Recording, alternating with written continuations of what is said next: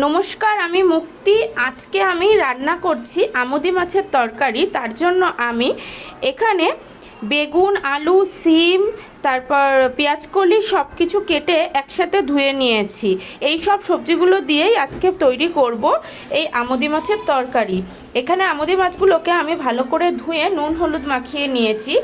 আর এখানে নিয়েছি একটা বড় সাইজের পেঁয়াজ কেটে নিয়েছি, খানিকটা আদা কুচিয়ে নিয়েছি, একটা বড় সাইজের টমেটো কেটে নিয়েছি, খানিকটা কাঁচা লঙ্কা আর ধনে পাতা। এই সমস্ত জিনিস দিয়েই আজকে তৈরি করব আমুদি মাছের তরকারি। তার জন্য আমি একটা কড়াই বসিয়ে নিয়েছি আর কড়াইয়ের মধ্যে খানিকটা তেল দিয়ে দিয়েছি মাছগুলোকে ভাজবো বলে। তেলটা গরম হয়ে গেছে, এবার আমি আমুদি মাছগুলোকে কড়াইয়ের মধ্যে ছেড়ে দেব আর বেশ কড়া করে ভেজে নেব। এই আমুদি মাছের তরকারিটা খুব সহজেই আর খুব অল্প সময়ের মধ্যে এই তরকারিটা হয়ে যায়। গরম পড়ে যাচ্ছে, শীতের এই পেঁয়াজকলি এখন প্রায় উঠে যাচ্ছে, আর পাওয়া যাবে না। হ্যাঁ, এখন অবশ্য সবজি সারা বছরই পাওয়া যায়, কিন্তু যেই সিজনে যেই সবজি সেটার টেস্ট তখনই বেশি ভালো হয়।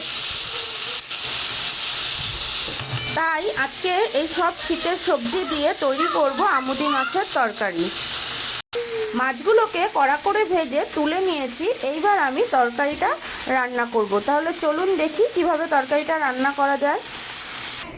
তরকারিটা করার জন্য আমি কড়াইয়ে তেল দিয়ে দিয়েছি প্রয়োজন মতন। এবার আমি এতে একটু কালো জিরে ফোড়নে দিয়ে দেব, আর ফোড়নে দিয়ে দেব যে আদাগুলোকে আমি কুচিয়ে রেখেছিলাম, সেই আদাগুলোকেও আমি ফোড়নে দিয়ে দেব।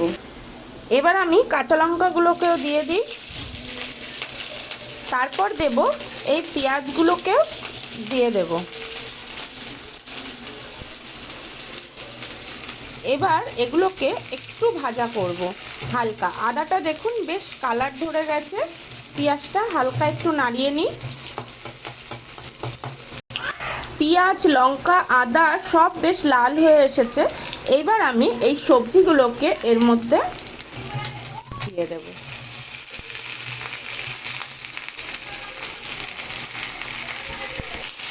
সব সবজিগুলোকে একসাথে মেশাই।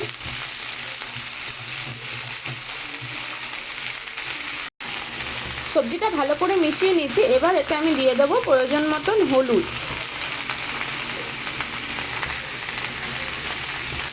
আর দিয়ে দেবো প্রয়োজন মতন লবণ বা নুন, আপনারা যে যেটা বলেন সেটা দিয়ে দেব। এইবার ভালো করে এটাকে মেশাবো আর হালকা একটু ভাজা ভাজা করব। আমার এই রান্নাটা দেখার জন্য আপনাদেরকে অনেক অনেক ধন্যবাদ। যারা আমার এই রান্না প্রত্যেক দিন দেখেন তারা আপনারা প্রত্যেকেই জানেন আমি একটু সহজে আর একটু শর্টে রান্না করার চেষ্টা করি, কারণ মানুষের এখন সময়ের খুবই অভাব, যার কারণে আমি একটু শর্টেই রান্না করি। আমি যেইভাবে রান্না করি সেইভাবে রান্না করলে খুব সহজেই আর খুব তাড়াতাড়িও রান্নাটা হয়ে যাবে।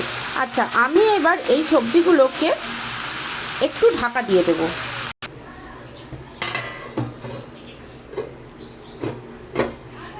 আচ্ছা, তো সবজিগুলোকে আমি 1 মিনিট মতন একটু চাপা দিয়ে রেখে দিয়েছিলাম। এবার খুলে দেখি, চলুন কি অবস্থা। দেখুন সবজিগুলো অনেকটা মজে গেছে।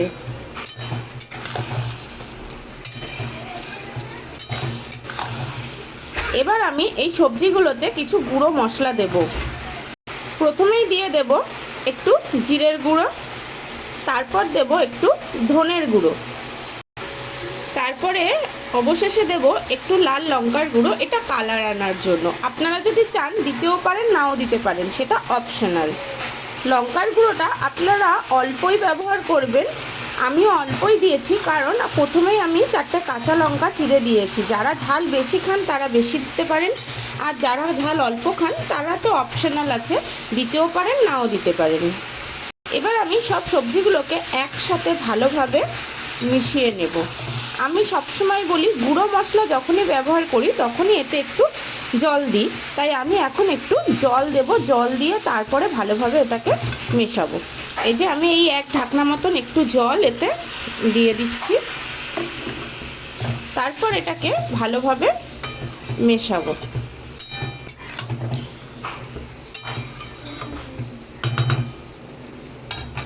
এবার গ্যাসের আঁচটাকে লো করে দিয়ে আবার একটু এটাকে ঢাকা দিয়ে দেব। আমি 1 মিনিট মতো ঢাকনাটা দিয়ে রেখেছিলাম। এবার আবার একটু খুলে দেখি কি অবস্থা। দেখুন সবজিগুলো বেশ সুন্দরভাবে মজে গেছে আর বেশ নরমও হয়ে এসছে, সহজেই ভেঙে যাচ্ছে। এবার আমি আগে থেকে যে কেটে রেখেছিলাম একটা টমেটো, সেই টমেটোটাকে দিয়ে দেব। টমেটোটা দিয়ে দিয়েছি।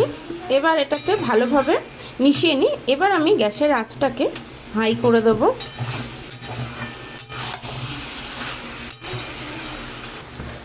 সবজিটা বেশ সুন্দর মজে গেছে আর তেলও ছেড়ে দিয়েছে। এইবার আমি এতে জল দিয়ে দেব। তরকারিটা করার জন্য আমি ঝোল বানাবো না, আর এটা আবার চচ্চড়িও করব না। এটাকে আমি একটু মাখা মাখা তরকারি করব, তাই এতে অল্প পরিমাণ একটু জল দিয়ে দেব। অল্প পরিমাণ এতে একটু জল দিয়ে দিলাম। এবার আমি তরকারিতে এই যে মাছগুলোকে ভেজে রেখেছিলাম সেইগুলো সব দিয়ে দেব। এবার মাছগুলোকে দিয়ে ভালোভাবে নাড়াবো। আর অবশেষে দিয়ে দেব এই ধনেপাতা, যেগুলো কুচিয়ে রেখেছিলাম সেই ধনেপাতাগুলো ওপর দিয়ে দেব। যা যা দেওয়ার সব দিয়ে দিয়েছি। এবার গ্যাসের আঁচটাকে বাড়িয়ে দেব। তরকারিটা ফুটলেই নামিয়ে দেব। আমাদের এই তরকারিটা পুরো রেডি হয়ে যাবে। এইভাবে আমুদি মাছের তরকারি রান্না করলে ভীষণই সুস্বাদু হয়। যারা আমুদি মাছ খেতে একদমই পছন্দ করেন না, তারা এইভাবে তরকারিটা রান্না করে খেলে ভীষণই ভালো লাগবে। আমার এই রান্নাটা যদি আপনাদের ভালো লেগে থাকে তাহলে প্লিজ একটা কমেন্ট, শেয়ার, লাইক করে দেবেন। পারলে একটু আমার পাশে থাকবেন, আমাকে হেল্প করবেন। এরকম